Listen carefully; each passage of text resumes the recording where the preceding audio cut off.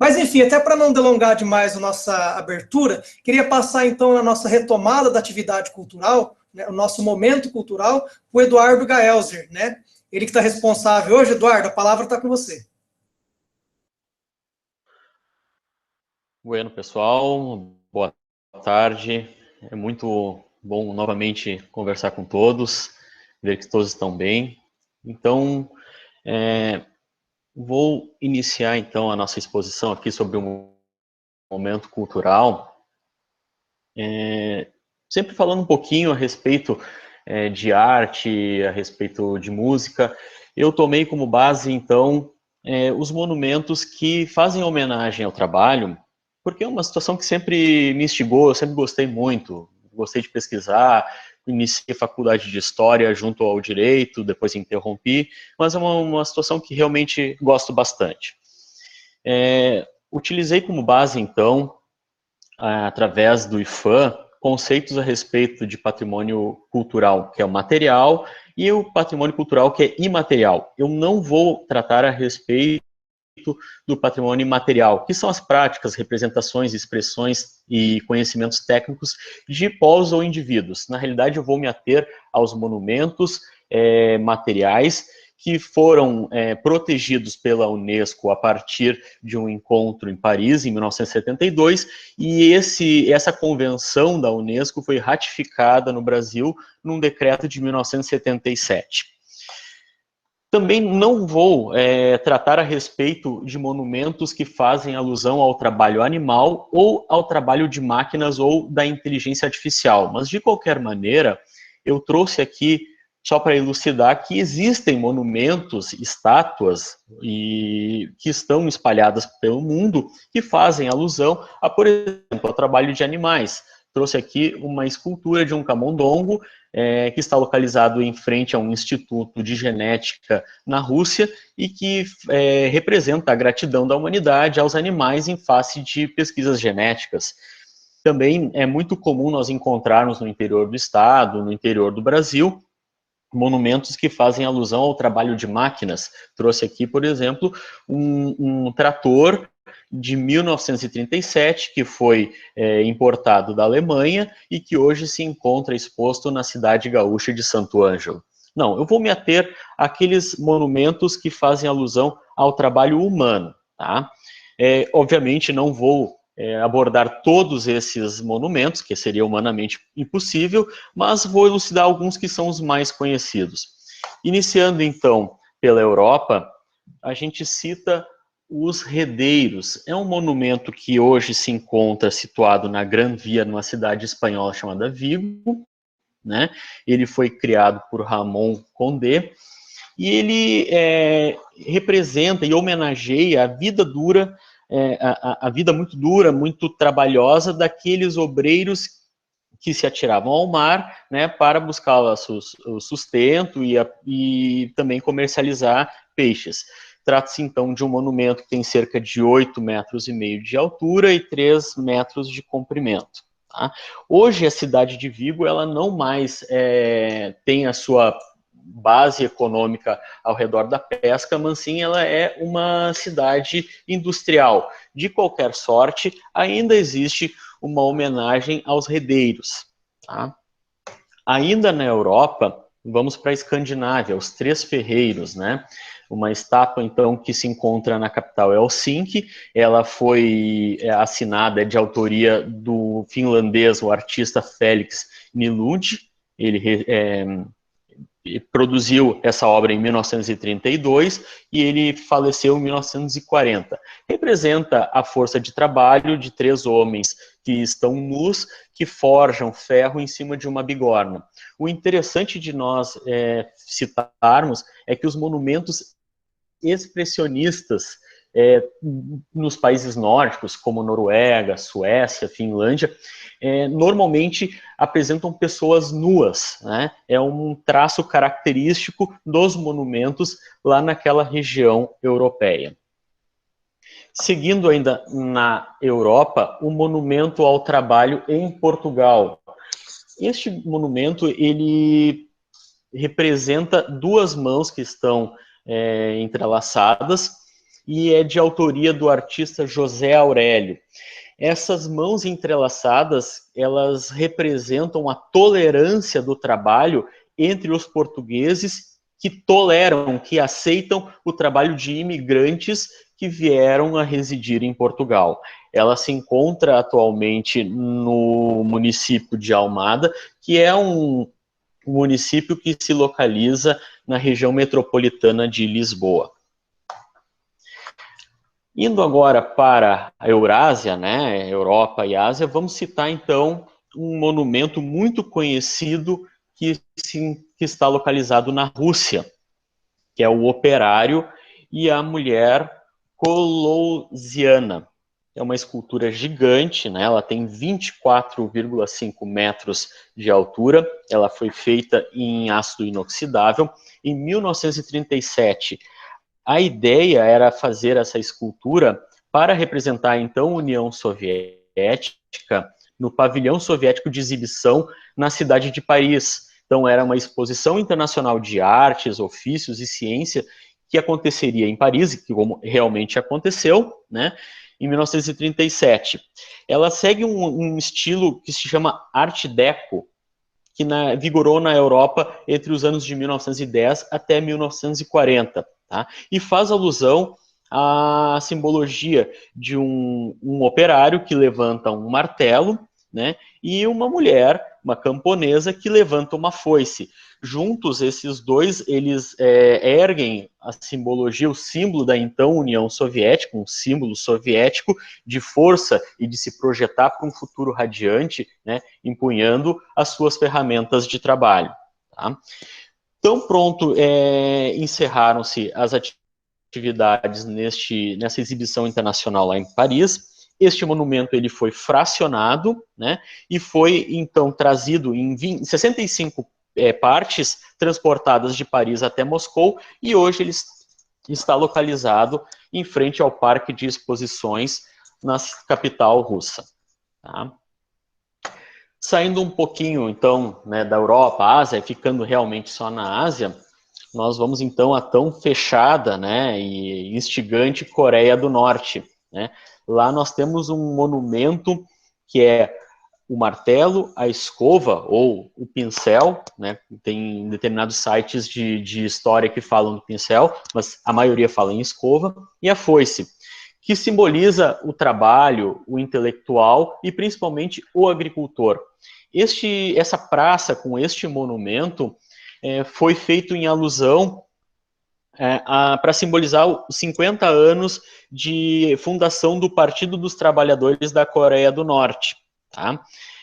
Foi então projetado em lajes, né, com um anel ao redor deste monumento, e que neste anel, escrito com frases, letras em bronze, dizem: "Viva o líder e organizador das vitórias do povo da Coreia, o Partido dos Trabalhadores da Coreia". Então, é uma alusão, uma homenagem que foi feita em 1995. Este monumento e essa praça foi revitalizada em 2017, justamente para fazer essa homenagem ao Partido dos Trabalhadores da Coreia do Norte. Saindo um pouquinho da Ásia, vamos então para a América. Né? A América do Norte possui um monumento, uma estátua em homenagem aos trabalhadores de Nueva León. Né? Aquela região, Nueva León, ela possuía, então, uma companhia que fazia fundição de ferro, que é a Monterrey, e que era responsável por empregar diretamente 1.500 trabalhadores mexicanos, e projeta-se mais de 20 mil trabalhadores indiretos. Né? Esse monumento ele foi feito pelo escultor Zamudio, então, justamente para fazer uma homenagem para aquela região. Justamente essa região ela é muito importante para o México, porque ela se encontra muito mais perto dos Estados Unidos do que da cidade do México, que é a capital do país. Ela está a cerca de 705 quilômetros da cidade do México, mas ela fica a menos de 600 quilômetros da capital do Texas, que é Houston. Então, ela justamente é um ponto muito crucial para a indústria e também para a economia mexicana.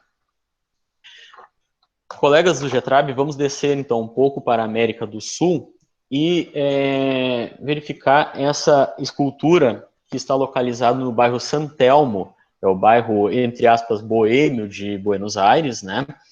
Em que, inaugurada em 1907, ela retrata, através das mãos do escultor argentino Roberto Irurtia, um grupo de 14 pessoas, dentre elas também crianças e, além disso, mulheres, que arrastam uma pedra enorme. Isso simboliza o quê? A dignidade, o esforço e, principalmente, a força, a liberdade dos homens e mulheres que participaram do crescimento portenho, do crescimento argentino daquela nação. Ela se localiza mais precisamente na rua Colón 800, né? E ela é bastante lembrada, inclusive é uma praça bastante importante daquele bairro. Vamos então agora para os monumentos brasileiros, né? Nós temos bastante monumentos em alusão ao trabalho. Eu destaquei 2 que me chamam bastante atenção. Um fica em Vitória, no Espírito Santo, né? Monumento ao Trabalho. É um monumento que é de autoria de Euclides Fonseca, foi inaugurado em 1939, e ela representa uma pessoa, um homem nu, em bronze, né? Ela é feita em bronze, em cima de uma base de granito cinza, e este homem, através de um martelo e também de um piquete, com as mãos, ele está desbastando uma rocha, né? Tem pessoas que fazem uma alusão aos trabalhos maçônicos, a desbastar e transformar uma pedra bruta numa pedra polida, mas aqui houve realmente a intenção de se retratar as pessoas que faziam trabalhos manuais à época. O interessante, e é um interessante infeliz, é que este monumento, hoje ele se encontra marginalizado. Para começo de conversa, ele sequer teve uma inauguração formal, simplesmente ele foi instalado no Centro Histórico de Vitória, na Praça Ubaldo Ramalhete. Outro monumento bastante interessante é o Monumento do Trabalhador Portuário, que está localizado em Santos, atualmente também bastante marginalizado, infelizmente, né? Mas ele foi inaugurado em setembro de 1996, ele representa a figura de um estivador que carrega sacos, retratam o tempo em que toda a estiva, toda a movimentação de cargas era feita realmente, né, no lombo, ou seja, carregando as peças, carregando sacos de areia, de sementes, enfim, né. Uma pena que justamente este monumento, que foi produzido por Vitor D'Alessio e Juvenal Irene, que tem 12 metros de altura, é um monumento bastante grande, pesa 2 toneladas, hoje ele se encontra de uma maneira esquecida, marginalizada, pichado, uma bastante pena. E por fim, colegas jetabianos, e já para não me delongar muito no tempo, o senhor professor Nelson fez uma alusão aos heróis, né, que os juízes e embargadores são heróis, nós advogados somos heróis, nós estamos nos adequando. Eu pego aqui um espaçozinho para fazer uma homenagem também aos heróis que estão na linha de frente da Covid-19, combatendo a pandemia, e justamente foram lembrados em um monumento muito recente, porque a pandemia é recente, que foi inaugurado em 16 de junho de 2020, na Letônia, né, um monumento em homenagem aos médicos do mundo, né. Ele hoje se localiza em frente ao Museu de Arte da Letônia, que fica na capital Riga, né, e retrata então uma médica com os braços estendidos, fazendo o seu ofício, que é dando uma vida digna, tentando curar as pessoas e justamente combatendo esse vírus que tem sido devastador para a humanidade. Eu agradeço muito a atenção, espero que tenha sido proveitoso e desejo a todos saúde e muita felicidade. Muito obrigado. Parabéns, Eduardo, pela cuidadosa pesquisa. Acho que realmente trouxe bastante conhecimento que a gente não tinha até então. E é esse o objetivo do nosso momento cultural. Então, na nossa próxima reunião do dia 20/5, A gente volta no Momento Cultural com o Marcelo Prata, que vai falar sobre direito e arte. Bom, pelo adiantado da hora, eu entrego então a palavra agora para o Pragmácio, para que ele possa conduzir aqui o nosso trabalho. Então, obrigado, pessoal. Boa tarde para todo mundo. Vamos tentar aqui adiantar o tempo, que já estamos um pouco atrasados. O nosso grupo é um grupo que pesquisa direito coletivo. Hoje nós teremos um convidado externo, que é o professor Fausto, já eu apresento ele, e também teremos o Rafael Miziara, que é um novato, debutando aqui no nosso grupo, o Fabiano Zavanella, a Célia e o Pedrassani vão falar. Então, à medida que o tempo vai passando, eu vou apresentando depois cada um e a temática respectiva. Então, eu gostaria de apresentar agora o doutor e professor Fausto Augusto Júnior. Hoje é o atual diretor técnico do DIEESE, é doutor e mestre em educação pela Faculdade de Educação da USP, foi assessor do Fórum Nacional do Trabalho nas discussões referentes à reorganização sindical, direito de greve, tem larga experiência em assessoria sindical e sobre negociação coletiva a várias entidades sindicais.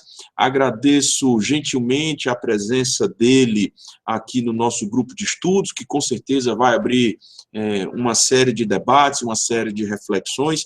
Agradeço também a Célia por ter intermediado o convite e feito esse convite ao professor Fausto. Então, o professor tem um tempo de até 30 minutos para falar, agradecemos demais, e ele vai contar a experiência dele e vai abordar a temática sobre o direito coletivo, sobre negociação coletiva. Então, agradecendo mais uma vez, doutor Fausto, o senhor está com a palavra. Muito obrigado. Primeiro, boa tarde a todos. Eu agradeço muito o convite, a possibilidade de estar num grupo tão importante aqui, do direito do trabalho. Para nós é sempre uma honra poder trazer o debate que a gente está fazendo lá no DIEESE, lá na Escola DIEESE de Ciência do Trabalho, no movimento sindical brasileiro em geral, com relação em especial, a questão do movimento sindical, dos sindicatos no Brasil, com a questão da negociação coletiva. O que eu conversei um pouco com a Célia, tentando organizar um pouco a fala, dentro do objetivo de vocês, era a gente tentar dar uma olhada o que está acontecendo com o movimento sindical a partir da reforma trabalhista. Acho que essa é uma das perguntas que está posta para nós. É claro que 2020 é um ano muito atípico para todos nós, né? Então acho que antes de mais nada a gente tem que se solidarizar com todas as famílias aí dos mais de 340 mil mortos nesse momento com relação à Covid. E a pandemia alterou absolutamente tudo que a gente estava estudando ou estava minimamente tentando compreender das alterações no mercado de trabalho, nas relações de trabalho no Brasil, no próprio movimento sindical, né? 2020 é um ano que vai ficar para a história, uma história muito triste no Brasil, e não só no Brasil, mas também do ponto de vista da gente tentar compreender ali as mudanças. Vamos lembrar que a nossa referência, então, para discutir o movimento sindical, ela passa a ser 2017, ela passa a ser a reforma trabalhista. A reforma trabalhista traz um conjunto de alterações. Esse conjunto de alterações reorganiza as relações de trabalho no Brasil. Ainda nós estamos naqueles momentos de consolidação, inclusive da norma, há muita dúvida ainda versando sobre essa reforma trabalhista. Alguns instrumentos que ali apareceram se intensificaram a sua utilização, principalmente aí ao longo desse ano que passou. Eu vou dar destaque aí para a negociação individual. Eu acho que o instrumento da negociação individual foi algo que avançou muito, em especial pela discussão toda da MP 936, ou tal do programa BEM, etc. Mas, de alguma forma, a ideia, então, aqui com vocês é dar umas pinceladas, né? Assim, é claro que o assunto é bastante abrangente, há visões muito diversas sobre esse aspecto, e é óbvio que eu, pelo DIEESE, tenho o meu foco de olhar é o foco a partir do movimento sindical. O DIEESE é um departamento criado e mantido pelo movimento sindical brasileiro há 65 anos, ou seja, de certo modo, nós estamos sempre do lado dos sindicatos nas mesas de negociação. Nosso papel é assessorar o movimento sindical do ponto de vista da ciência, do ponto de vista dos conhecimentos econômicos e sociais, e também nós estamos na ponta da pesquisa sobre o mundo do trabalho. Então, faz parte também da nossa dedicação é tentar compreender o que está mudando no mundo do trabalho e como é que isso está impactando os trabalhadores em geral. O DIEESE tem essa dupla função, né? De um lado, a gente está trabalhando junto com o movimento sindical e a gente está estudando propriamente o mundo do trabalho e o próprio sindicalismo. Nós hoje estamos espalhados pelo Brasil em 17 estados, né? Ou seja, nós temos um escritório em cada principais estados do Brasil, e nós estamos com alguma coisa perto de 200 técnicos que se dedicam a essa tarefa espalhada. Então, o que eu vou tentar passar para vocês são só alguns números, eu vou colocar uma apresentação, até porque me organiza no tempo, ajuda a pensar juntos e mostra alguns dados, mas também, de certo modo, algumas preocupações, algumas ponderações, algumas questões que para nós estão postas, que eu acho que esse é um papel fundamental de um grupo como esse, tentar compreender a realidade a partir de uma visão mais científica, uma visão dos dados, uma visão do que, de certo modo, a gente possa comprovar. Bem, eu vou iniciar, então, muito rapidamente, falando da questão, acho que já está transmitindo, né? Acho que já está. Eu queria mostrar primeiro a discussão da reforma trabalhista. Eu não vou entrar no embate longo sobre o que é a reforma trabalhista, vocês certamente conhecem muito mais do que eu, inclusive, mas eu quero chamar a atenção para algumas questões. Uma delas no caso do mundo sindical, o fim da compulsoriedade da contribuição sindical, ou seja, o fim da obrigatoriedade, o fim da ultratividade, são dois elementos bastante importantes que alteraram a vida sindical em geral, eu diria. E do ponto de vista da contratação, a gente tem uma ampliação ali das formas de contratação no Brasil, que também, de certo modo, elas vão se contrapor a uma discussão bastante importante de formalização e reorganização do mundo do trabalho. E do ponto de vista da negociação, eu acho que nós temos algumas questões importantes, mas eu chamo destaque para a negociação individual e pela discussão da prevalência do negociado sobre o legislado. Acho que essa questão são duas questões bastante importantes, bastante colocadas, e que de alguma forma é sempre bom a gente ir dando uma olhada ao longo do tempo como é que isso está sendo consolidado ou não. Bem, eu toda vez que inicio essas conversas sobre o que é o mundo do trabalho, o movimento sindical, eu gosto de trazer para o que é Brasil, né? O Brasil tem a sua especificidade, o Brasil tem um mercado de trabalho muito heterogêneo, e aí a gente precisa olhar até de fato, quando a gente está se debruçando sobre essas discussões, quantos de fato estão sendo atendidos, quantos de fato estão sobre o direito trabalhista, estão sobre a proteção do direito do trabalho. Eu acho que essa talvez seja a grande discussão neste momento no Brasil. Então, eu não vou entrar no miolo desses números, esses números são os mais recentes agora, da PNAD, do trimestre encerrado agora em janeiro de 2021, mas eu gosto de chamar destaque para, primeiro, nós temos alguma coisa perto de 100 milhões de brasileiros na força de trabalho. Esses 100 milhões de brasileiros na força de trabalho, nós temos hoje no setor privado, com carteira de trabalho assinada, alguma coisa perto de 30 milhões de brasileiros, 30 milhões de trabalhadores. Nós temos um contingente bastante significativo, mais de 10 milhões de empregados sem carteira assinada, ou seja, que estão numa situação de ilegalidade. Nós temos mais de 23 milhões de trabalhadores conta própria no Brasil, e aí nós temos alguma coisa perto de 5 milhões de trabalhadores domésticos. Quer dizer, quando a gente olha só para este mundo, a gente vai ver o quanto ele é precário, o quanto que o direito do trabalho, de fato, o conjunto consignado ali no artigo 7º da Constituição, ele acaba abrangendo um percentual bastante limitado dos trabalhadores. E nós temos ali também alguma coisa perto de 12 milhões de trabalhadores do setor público. Então isso aqui é um pouco retrato, né? E neste momento chama atenção o fato por a gente ter mais de 14 milhões de desempregados. E aí vamos lembrar que está amparado em muito pouca coisa, né? Ou seja, esse desempregado tem ali acesso ao seguro-desemprego, se tiver a contribuição lá no período exigido pela legislação, e depois ele está à sorte da sua realidade, e que é um contingente bastante grande no Brasil, ou seja, mais de 14% da população. No caso da pandemia ainda, esse número a gente tem falado que ele está muito próximo aos 20 milhões, porque a gente também teve um aumento muito forte do número de pessoas que pararam de procurar emprego simplesmente porque não encontraram emprego. Bem, essa é a realidade no mercado de trabalho hoje, uma realidade bastante difícil, bastante dura e com um grau de proteção bastante limitado, de certo modo. E, de alguma forma, isso se desdobra quando a gente pensa o movimento sindical, pensa o sindicalismo, pensa o que é o sindicato brasileiro. Bem, o sindicalismo brasileiro ele tem uma característica de ser um sindicalismo industrial. ele foi constituído a partir da Revolução de 30, né, a partir do Estado Novo, toda a consolidação ali por meio do Getúlio, e de alguma forma ele foi se conformando a partir de uma visão de grandes centros de trabalhadores com conjunto, né, ou seja, a partir da ideia de categoria, a partir da unidade de município, que de alguma forma conformou o que é o movimento sindical brasileiro hoje. Hoje nós temos de sindicatos de trabalhadores, quase 12 mil sindicatos de trabalhadores no Brasil.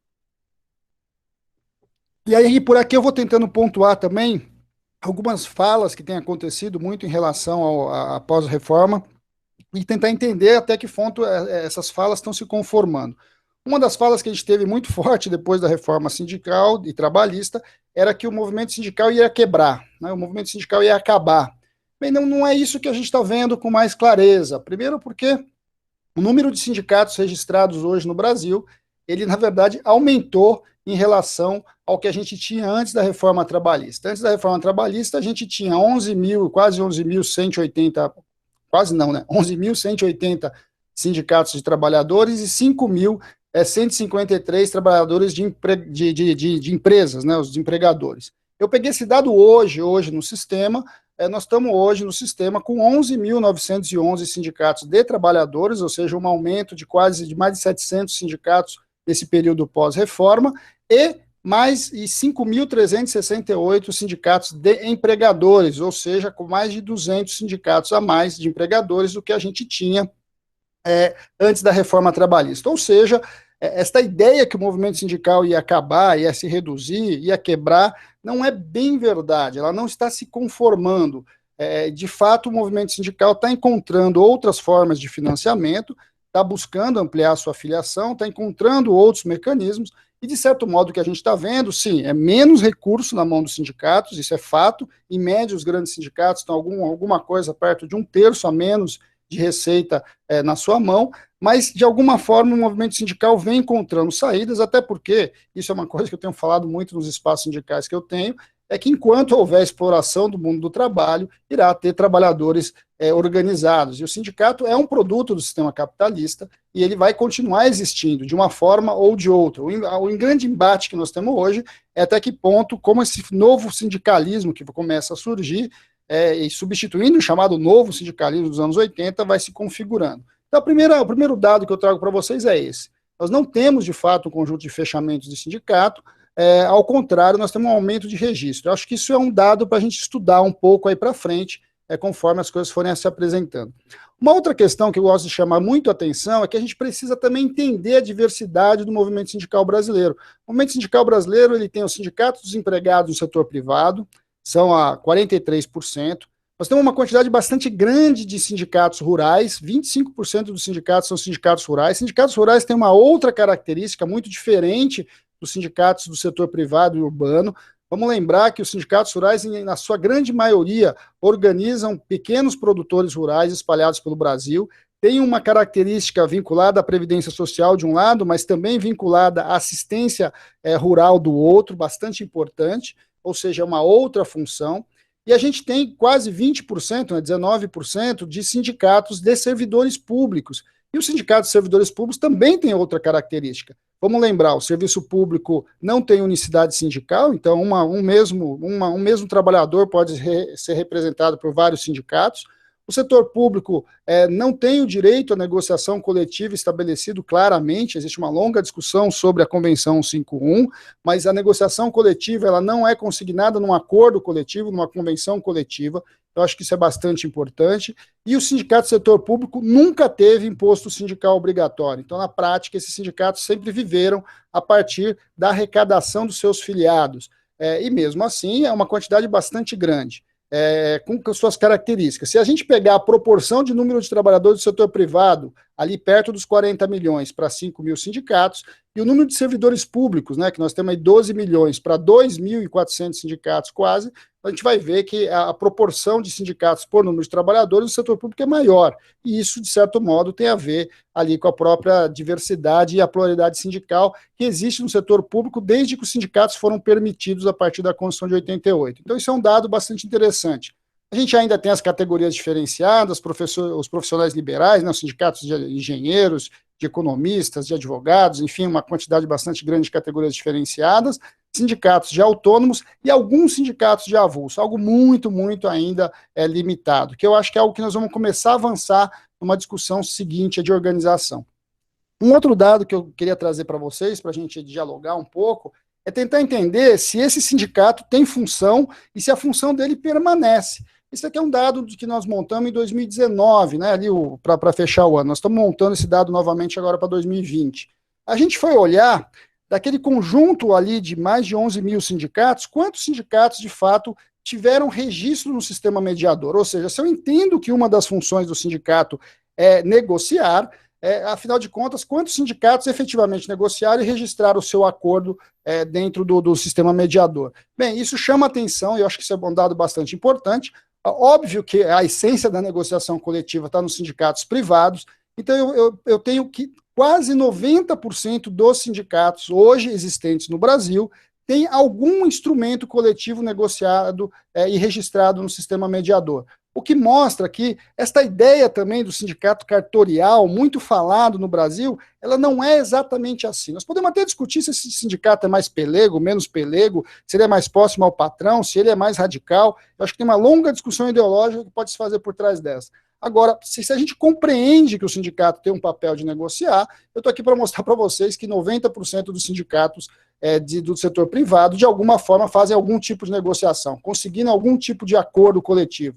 O que eu acho um dado bastante importante. Claro que quando a gente vai para o setor rural, isso altera substancialmente, até porque o centro da ação sindical rural não é a negociação coletiva. Do mesmo jeito acontece no caso do setor público, que o centro não vai registrar acordo coletivo, né, até porque as negociações do setor público se transformam normalmente em projetos de lei, e lei que depois vão ser aprovadas nas casas legislativas. Então, esse é um dado para a gente pensar um pouquinho como é que o movimento sindical está e qual a sua atuação no Brasil. Eu não tenho uma visão muito tradicional de que achar que o movimento sindical no Brasil é muito inchado, que tem tanto sindicato quanto se imagina. O Brasil é um país absolutamente continental, com uma quantidade bastante diversa de categorias e que, de alguma forma, nós temos consignado dentro da nossa história, né, a nossa formação social e política é uma formação de diversidade. É só olhar o que acontece com o número de partidos no Brasil, a quantidade de partidos que a gente tem. A expressão, do ponto de vista do mundo do trabalho, não é tão diferente. Bem, do ponto de vista das negociações de 2020, eu queria trazer mais um dado. Em 2020, nós tivemos quase 2.000 negociações salariais no Brasil. Aqui um pouco os dados, né? 38% ficaram ali acima da inflação, 27% recompuseram a inflação, 34% ficaram abaixo da inflação. Mas chama a atenção, eu também peguei esse dado hoje pela manhã, você teve, ao longo de 2020, 36 mil instrumentos registrados no sistema mediador. E aqui é óbvio que a gente sabe que tem muito da negociação da MP 936, da questão do bem, mas acho que tem um dado aqui bastante importante. Mesmo no momento de pandemia, e que o forte da ação sindical não foi o conflito, não foi a greve, de alguma forma foi a negociação e a possibilidade de transformação dessa negociação em instrumentos coletivos. Então acho que esse é um dado que é para a gente prestar atenção, para olhar um pouco quão, apesar de todas as dificuldades e os dilemas que o movimento sindical tem hoje, ele tem efetivado uma parte importante do seu trabalho. Aonde que está um grande nó no movimento sindical brasileiro hoje? É na sua baixa filiação, e com uma característica importante, a taxa de filiação no Brasil vem decaindo. Vários são os motivos para isso, a gente pode discutir longamente sobre isso, mas chama atenção que, por exemplo, entre os trabalhadores de carteira profissional assinada, a gente tinha alguma coisa perto de 21% de taxa de sindicalização em 2012, nós estamos com 14%. No caso do setor público, essa queda é menor, a gente tinha 28% de taxa de sindicalização, caindo aí no final da década para 23%.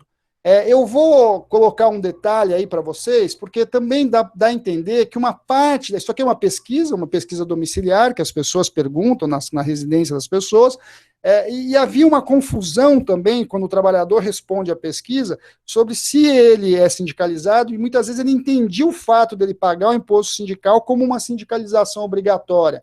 Então é razoável perceber como que a taxa de sindicalização média, ela cai muito entre 2017 e 2018 com a fim da obrigatoriedade da contribuição sindical. ela cai quase que no tamanho, eu vou mostrar uma pesquisa seguinte, daquele trabalhador que achava que a sindicalização era obrigatória. Então, a gente tem um movimento hoje, eu ouso dizer, que hoje a taxa de sindicalização, a compreensão do que é sindicalização, ela está mais clara para o trabalhador a partir do fim da contribuição. Então, este número ele é muito mais real do que eram os números anteriores. Mas, mesmo assim, a gente vem vendo, vem assistindo uma redução da taxa de sindicalização. Aqui só um outro dado, a indústria chama atenção, a perda da sindicalização na indústria, a gente também vai sair da casa dos 21% para 13,5%. Alguns setores, há uma diferença muito grande entre pensar a sindicalização e a realidade sindical. Eu gosto sempre de usar como referência o setor de comércio, o setor de construção civil.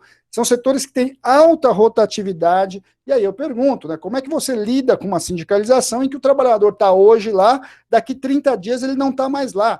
Para vocês terem uma ideia, a rotatividade no setor do comércio chega próximo ao 100%, ou seja, você troca quase todos os trabalhadores de uma empresa comercial num período de um ano. E a construção civil mais ainda, porque a construção civil ainda tem ciclos de produção que o tempo médio de trabalhador dentro de uma empresa é muito limitado. Então é óbvio que a gente, quando a gente pensa em sindicalização, a gente precisa pensar como é que se vincula esses dois setores. Uma pesquisa em 2015 foi feita perguntando para as pessoas por que elas se sindicalizavam ou por que elas não se sindicalizavam aos sindicatos. É bastante importante olhar que mais da metade dos trabalhadores responderam lá em 2015 que se filiavam ao sindicato porque ele defendia o seu direito. 20% somente estavam preocupados com aquele serviço prestado e 25% achava que era obrigatório, que era a contribuição obrigatória. Quando você vai e perguntava para quem não era filiado, né, por que ele não se filia aos sindicatos, é bem interessante também que só 24% dizia claramente que o sindicato não lhe interessava, ou que não, e 17% que não confiava no seu sindicato. Mas chama atenção que mais de quase 27% dizia que não se filiava porque não conhecia o seu sindicato, e 11% porque não sabia como se associar ao seu sindicato. Esse é um dado interessante para a gente pensar um pouquinho sobre essa realidade sindical. Quais são os dilemas hoje colocados, então, para o movimento sindical? Bem, um grande dilema para o movimento sindical hoje é lidar com esta realidade da diversidade que eu falei para vocês aqui, né, essa realidade aqui, desculpa, deixa eu botar aqui. Cadê meu quadro? Esse quadro aqui. Essa diversidade aqui, como é que hoje o movimento sindical, de certo modo, representa essas duas caixinhas aqui, de setor público e setor privado. Como é que o movimento sindical vai dar conta desse universo gigantesco que está fora do mundo constituído formal, de um lado, só que com um dilema que está aumentando esse número, em especial com as novas modalidades de trabalho, que, na verdade, são ressignificações de modalidades anteriores, né? O trabalho de porta a porta, o entregador, a própria construção civil, elas estão se retransformando a partir da tecnologia, a partir da precarização por meio dos aplicativos. Só para vocês terem uma ideia do que chama de aplicativos, aqui, alguns dos aplicativos que já estão no mercado. Nós temos um aplicativo de doméstica, de trabalho estético, de entrega de alimentos e produtos, de transporte, enfim, de professores, de contadores. Ou seja, nós estamos ampliando rapidamente uma nova forma de relação do trabalho que o movimento sindical vai precisar se organizar. Bem, esse é um pouco o dilema do movimento sindical aí que nós chamamos aí de pós-industrial. Ele vai ter que lidar com mais heterogeneidade da sua base, com uma revolução tecnológica avassaladora que está avançando, um processo de individualização do sujeito coletivo, quer dizer, cada vez mais os trabalhadores se veem enquanto indivíduos e não mais enquanto coletivo, o que causa um processo muito grande de resignação da luta, porque lutar sozinho é muito difícil, né? Normalmente tende a perder e tende a apanhar do lado de lá, esse é um dado. Uma demanda por uma horizontalidade cada vez maior, né? Essa é a demanda hoje do jovem, estruturas cada vez mais horizontais, algo que o movimento sindical industrial também não é, ele é muito vertical. Acho que tem um debate bastante importante sobre o lugar do trabalho, na casa agora, com a pandemia, essa história do local, do global, ao mesmo tempo que o sujeito trabalha em casa, ele também está trabalhando para o mundo. Então, esse é um dilema muito grande, que a forma como a gente pensou, como o movimento sindical se organizou no Brasil, está longe de dar conta disso. E uma própria discussão sobre onde está o lugar do trabalho. Então, acho que são desafios que o movimento sindical está posto. Ele tem camadas de representação que estão se heterogeneizando, né? Ou seja, cada vez mais o núcleo duro está tendo mais lógicas de contratação e dificuldade de representação, a terceirização avança rapidamente nos diversos setores e uma informalidade que não só persiste, como ela se amplia. Esses são dilemas colocados aí para o movimento sindical do próximo período. E aí eu quero trazer só uma reflexão e terminar minha fala com essa reflexão. Eu não vou ler o artigo 7º para vocês, muito pelo contrário, mas aqui, né, ó, são 3 lâminas de artigo dos direitos dos trabalhadores urbanos e rurais que a Constituição coloca. E a pergunta que eu sempre deixo quando eu faço esse tipo de discussão é que é tarefa nossa, né, seja do movimento sindical, da assessoria do movimento sindical, do Ministério Público do Trabalho, da Justiça do Trabalho, de quem se dedica ao direito do trabalho, discutir como é que esse conjunto de direitos ele se amplia para muito além do trabalhador, que é o trabalhador de carteira profissional assinada. Não é possível que a gente, de alguma forma, não consiga criar mecanismos para ampliar o direito dos trabalhadores para a grande maioria do conjunto dos trabalhadores brasileiros. E eu quero deixar sempre um exemplo, que eu acho que é um exemplo muito importante. Quando nós fizemos o debate na Constituição de 88 sobre a proteção à criança, a proteção à criança tinha um tripé, né? O ECA, né, o Estatuto da Criança e Adolescente, que é uma visão coletiva, né, que é um direito universal. Você tem o direito à educação infantil, que foi universalizado, e você tem o direito à maternidade. Só que o direito à maternidade ele é um direito contributivo, ou seja, só uma parcela pequena das mulheres hoje, de fato, tem esse direito. O que diferencia, do ponto de vista do direito à maternidade, uma trabalhadora bancária, que tem 4 meses de licença maternidade, e uma trabalhadora informal no setor do comércio, que no dia seguinte que deu à luz, se ela não for trabalhar, ela não tem renda. Eu acho que esse é um grande desafio que está posto para todos nós, que é compreender os direitos do trabalho como direitos sociais, e sendo direitos sociais, eles precisam ser universalizados e garantidos para o conjunto dos trabalhadores, independente da forma como ele tem o seu contrato estabelecido ali com a sua empresa. Eu, de novo, talvez estourei um pouquinho meu tempo, eu agradeço bastante a possibilidade de ter apresentado isso para vocês, espero ter contribuído, e se tiver tempo, estamos aqui para o debate, para conversas, e sempre à disposição ali no Diese, para o que for necessário, para os grandes debates que estamos colocados. Obrigado.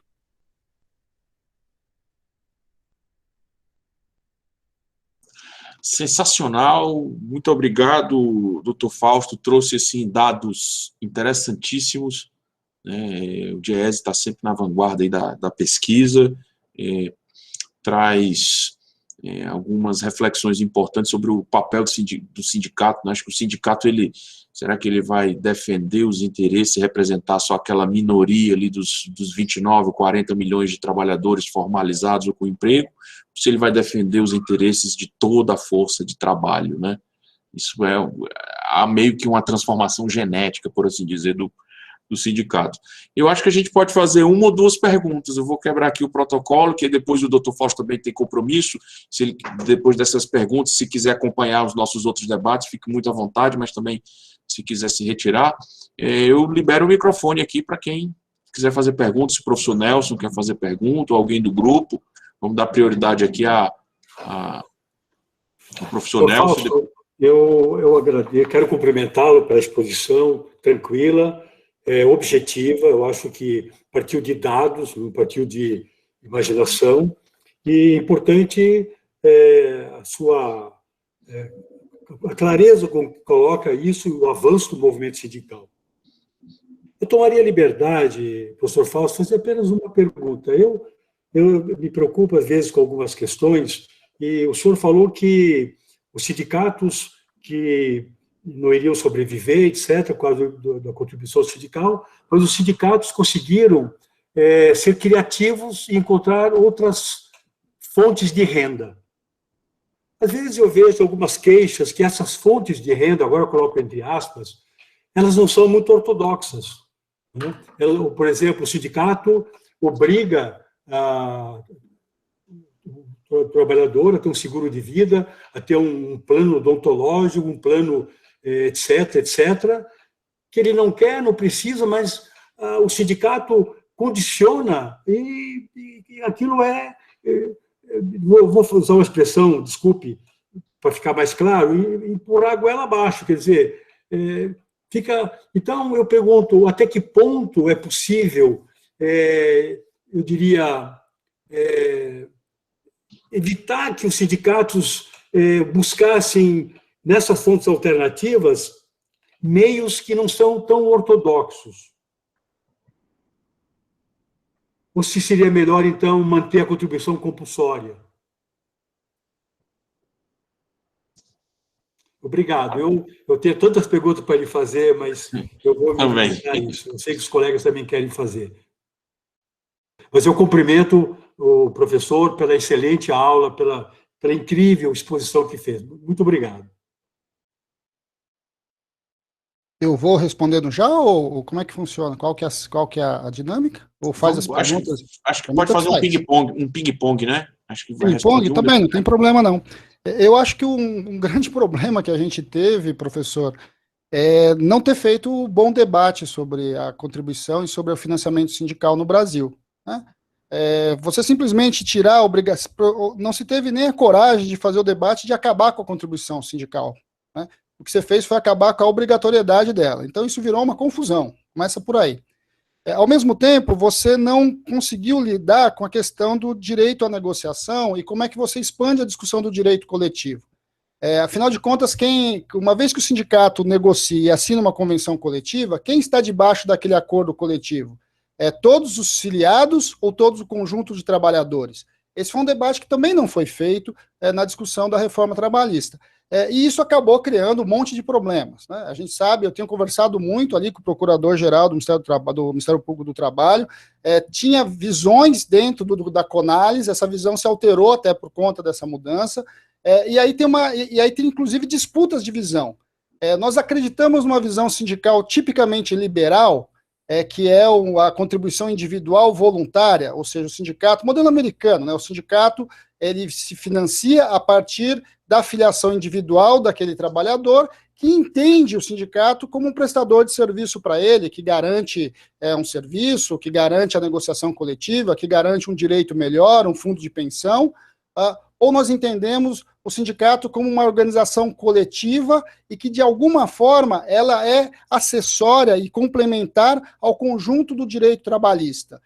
Como, por exemplo, a gente tem na Alemanha, em que uma vez que você está dentro da convenção coletiva, né, do acordo coletivo da contratação coletiva, você tem os direitos e as obrigações, ou seja, quem está dentro da contribuição da contratação coletiva recebe os direitos que lá estão colocados, mas também compartilha a manutenção da entidade.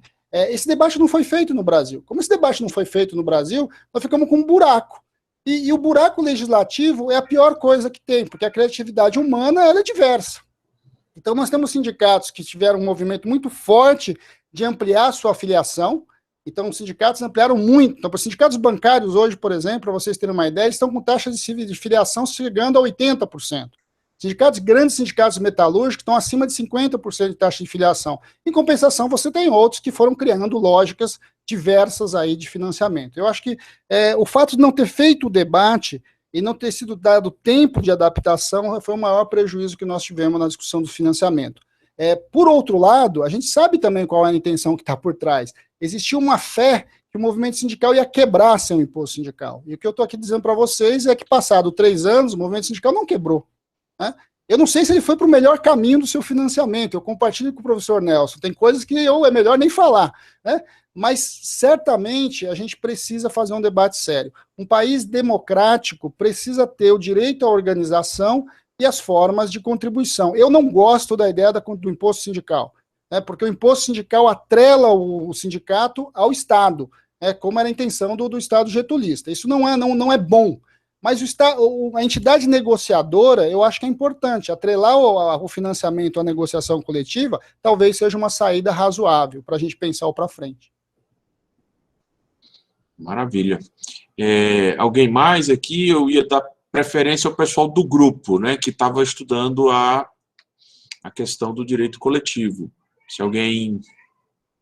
Aqui, o Célia, o Rafael, o Pedrassani, se alguém quiser fazer uma pergunta. Microfone aberto. O Célio levantou a mão. O Célio quer fazer a pergunta, Célio? Apareceu aqui para mim? Se não tiver ninguém do grupo, eu tenho uma pergunta. Vai, aproveita. Então, primeiro, cumprimentando o professor Fausto, agradecendo aí pela exposição que só aumenta nosso conhecimento aqui no GETRAB. Professor, quando o senhor coloca a questão, o próprio professor Manrique colocou a questão da não ortodoxa, formas de arrecadação não muito ortodoxas. Veja só, nós tivemos agora um instrumento coletivo firmado com data retroativa de 5 anos. Eu nunca vi isso, inclusive dei um parecer a respeito. Então, estabelecendo o reajuste e o piso da categoria retroagindo até de 2016 a 2017. Quer dizer, ali a partir do momento em que nós tivemos a reforma trabalhista, como nós não tínhamos mais a contribuição compulsória, por que se fechou a negociação agora? Por conta dessa arrecadação. Se estabeleceu 4% em um mês, 4% no outro, 4% no outro, do trabalhador são 12%. 12%. E estamos falando do metalúrgico.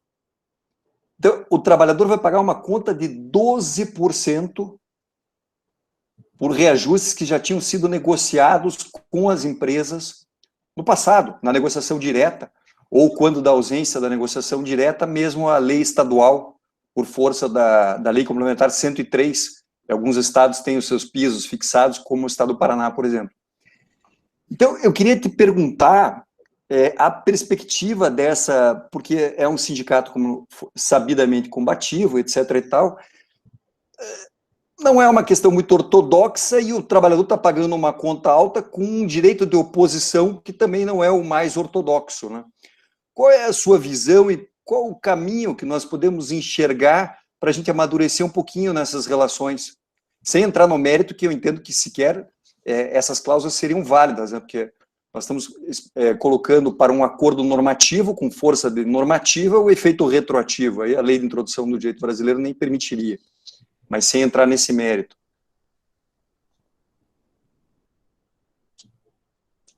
Bem, Célio, eu acho que é um pouco na linha do que eu falei com o professor Nelson. Eu acho que a forma como a reforma veio, ela veio de uma forma bem pouco discutida, de um lado, né, e de outro, basicamente, eu vou te dar um exemplo, né? Quase tudo pode ser negociado após a reforma. Se a gente pegar as exceções que estão lá na reforma, né, que não pode ser alterada a lei por norma coletiva, basicamente é o artigo 7º da Constituição, né, e alguns itens de saúde, etc.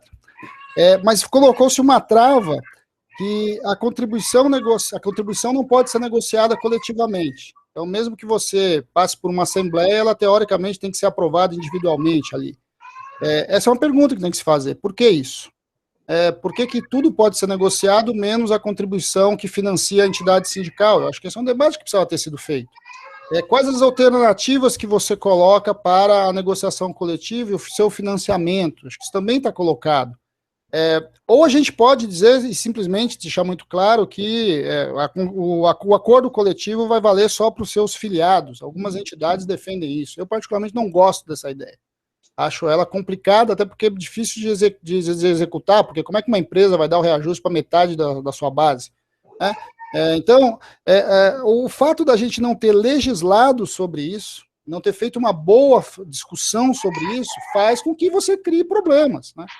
Problemas que a gente sabe onde está caindo na Justiça do Trabalho, né? A Justiça do Trabalho vai acabar julgando uma série de processos, uma série de questões colocadas, e vai acabar legislando sobre isso. E isso vai levar um tempo bastante grande para minimamente acontecer.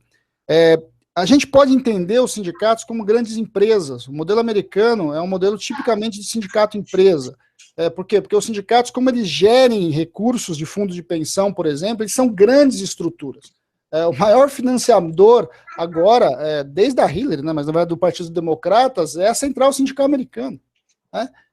Isso é permitido na legislação americana, mas esses sindicatos são muito poderosos porque eles gerenciam sistemas de pensão muito grandes, Então, são outros modelos sindicais. O debate do modelo sindical brasileiro é que ele se transformou de um modelo tipicamente estatal, financiado por um imposto obrigatório, para algo que a gente não sabe o que é. E se não saber o que é, vai aparecendo essas coisas muito complicadas. E aí você tem razão. Sindicatos que têm muita força, eles vão poder empurrar coisas que não fazem o menor sentido, né? Mas, por outro lado, a gente tem o oposto disso. Sindicatos muito frágeis que simplesmente vendem o direito por conta de poder sobreviver, o que também não é bom. Quando você cria a possibilidade de rebaixar a norma, rebaixar a lei a partir de um acordo coletivo e não dá garantia de sustentação para uma entidade, ele pode vender os direitos dos trabalhadores. E a gente também está vendo isso, acordos coletivos que começam a ser fechados, rebaixando direitos para simplesmente conseguir colocar uma cláusula de financiamento, que também é um absurdo.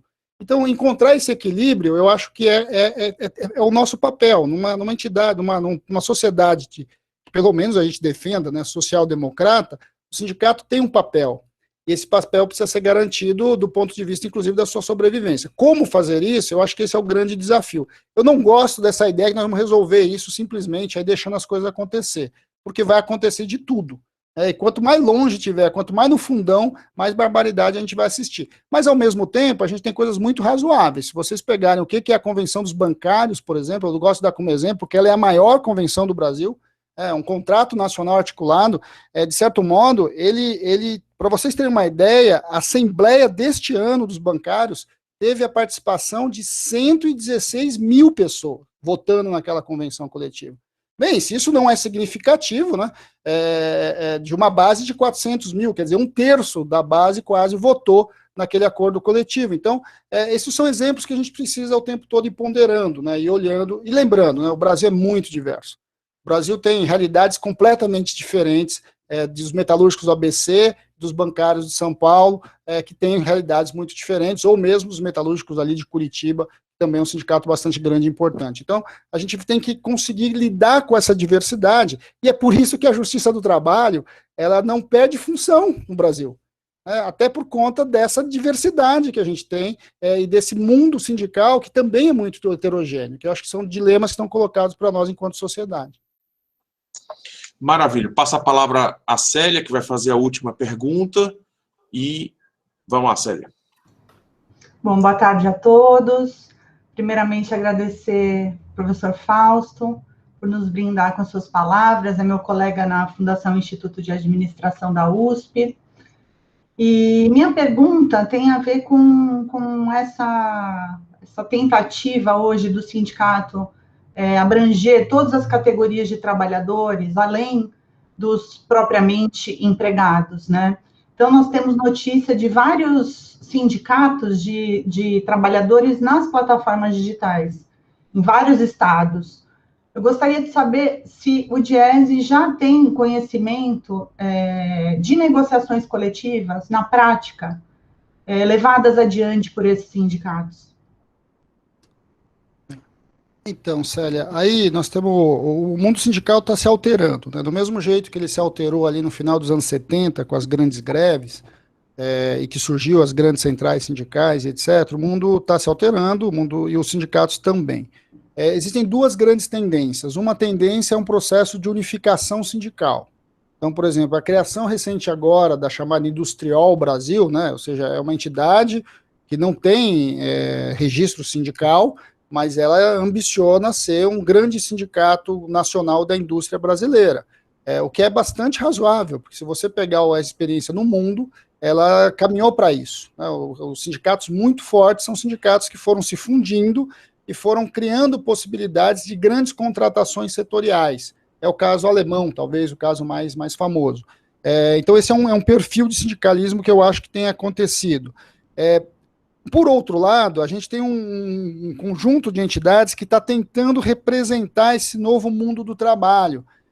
Alguns já estavam representados, por exemplo, os integradores já tinham lá o Sindimotos, já tinha o Sindintrega, já tinha alguns sindicatos que de alguma forma estavam ali representados, mas aí vai criando outras formas. Mas aí também a gente tem que olhar o objeto do sindicato, né? Além da representação. Ele representa para o quê?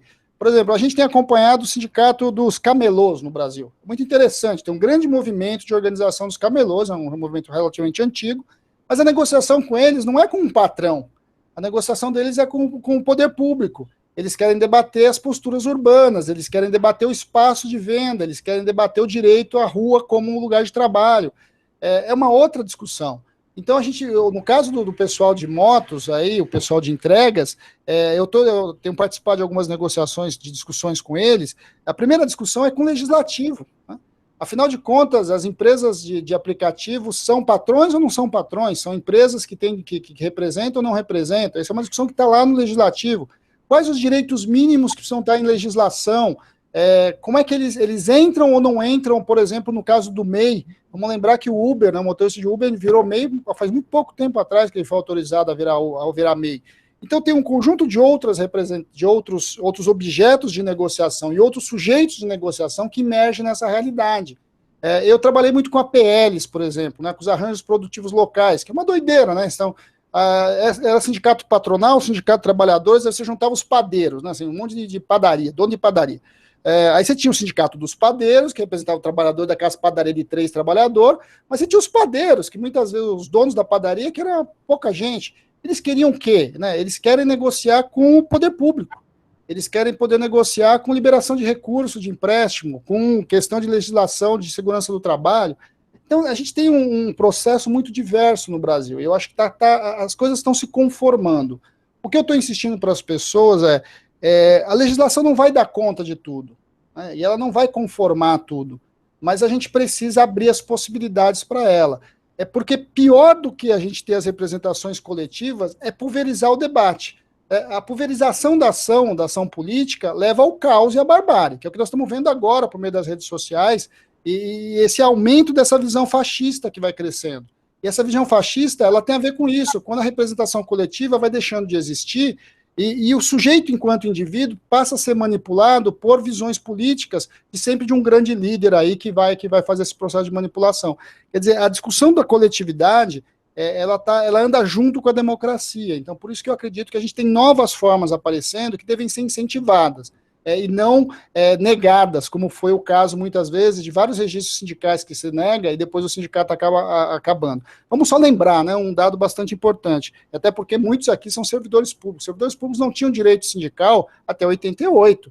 Isso não impediu que eles se organizassem sindicalmente nas suas associações. E as associações cumprem até hoje um papel sindical bastante importante. E depois elas tiveram alterado o seu estatuto para um sindicato. E eu acho que é assim que acontece mesmo, né? O Brasil é uma exceção no mundo, né? O sindicato foi criado pela lei. Na maior parte do mundo, a lei acabou se adequando a uma organização prévia que os trabalhadores faziam. E eu acho que isso vai acabar acontecendo de novo. Muito obrigada. Eu que agradeço, Célia. Muito bom dividir o espaço contigo aqui. Pragmácio, vou fazer uma provocação de meio minuto. Provocação, professor. Você acredita na liberdade sindical que será implantada e nessa... Em consequência, você admite o sindicato por empresa? Eu acho que a gente precisa ter liberdade e autonomia sindical. Nós precisamos ter liberdade e autonomia sindical organizada. Eu acho muito ruim a ideia desse movimento a gente chama isso de onguização sindical. A gente vai transformando o sindicato numa ONG. Ou seja, ele vira uma associação de bairro, uma associação de empresa, uma associação, ou seja, um conjunto de pessoas se juntam, vai ali no cartório, registra a sua associação e a vida segue. Isso não faz muito sentido, né? Isso é um processo de enfraquecimento sindical. Se a gente pegar o próprio modelo americano de sindicato por empresa, ele tem clareza de representação. Você faz lá uma assembleia, se 50% mais um daquela unidade de trabalho decide fundar um sindicato, o sindicato está criado. E aí, sinto muito, né? Quem votou contra vai ser representado por aquele sindicato. E vai contribuir. Essa é, por exemplo, a visão americana. E ele acessa, né, via Secretaria de Trabalho, o registro sindical. Não é o registro típico nosso, mas ele tem um registro oficial de sindicato. Isso foi bastante importante nos Estados Unidos. Mas mesmo nos Estados Unidos, que tem uma vinculação de sindicato por empresa, ele tem uma organização de federações que são muito fortes e organizam esses sindicatos por empresa. Então, eu acho que como eu insisto, que eu não tenho restrição a nenhum tipo de modelo sindical, eu conheço vários, mas desde que ele seja um modelo, ele tenha começo, meio e fim. O que a gente não pode achar é que simplesmente a gente desmonta o modelo que está aí e diz assim, bem, então façam aí o que vocês querem. Porque o mundo sindical, a gente sabe que se hoje, com essas restrições que a gente tem legal, a gente tem sindicatos criados por empresas, né, sindicato de trabalhadores criado por empresas, imagina o que vai acontecer se você simplesmente deixar as coisas acontecerem. Em especial com o dispositivo do negociado sobre o legislado, em que você pode minimamente criar sindicatos para fazer qualquer coisa. Então, quando a gente pensa numa mudança sindical, algum critério precisa ser criado. Qual que é o critério? É o critério da representatividade, ou seja, a gente vai ver o número de sindicatos que podem, números sindicalizados que vão definir quem negocia. Quer dizer, você vai criando algum regramento até para decidir quem tem direito a assinar um acordo, uma convenção coletiva. Por exemplo, é o modelo italiano que a gente vai pensar, então depende muito de como é que a gente vai definindo essas estruturas. O que eu insisto só é, o sindicato não pode virar uma ONG, não pode virar uma associação de bairro, porque ele tem o poder da negociação e tem o poder de assinar um acordo coletivo, e o acordo coletivo tem força de lei. Se é assim, algum grau de representação ele precisa ter. E alguma instância mínima de fiscalização dessa representação precisa ser criada. Como isso vai ser feito? Eu acho que esse é o debate que está posto hoje. Vai ser um conselho? Vai ser um sistema de representação? Como é que a gente vai construir para que também não haja fraude de ambos os lados? E a gente sabe o que acontece, né? Se o movimento sindical de trabalhadores é extenso, eu gosto sempre de lembrar, né? Se nós temos 11 mil sindicatos de trabalhadores, nós temos 5 mil sindicatos de empregadores. Os empregadores também se picaram todo enquanto entidade sindical para poder construir os seus acordos específicos. Como é que nós vamos gerir tudo isso? Eu acho que nós temos que abrir o debate, abrir um bom debate, com muita tranquilidade, né, e construindo os interesses, chegando a alguns acordos, mas com algum grau de racionalidade. Eu não acredito nessa racionalidade solta do mercado. Acho que a racionalidade do mercado ela é muito bom só na feira livre, porque nem no setor, na economia em geral, a gente tem aí esse mercado livre como as pessoas imaginam. Dava para a gente conversar muito aqui, né, professor Nelson? Com certeza. Eu que agradeço muito a possibilidade.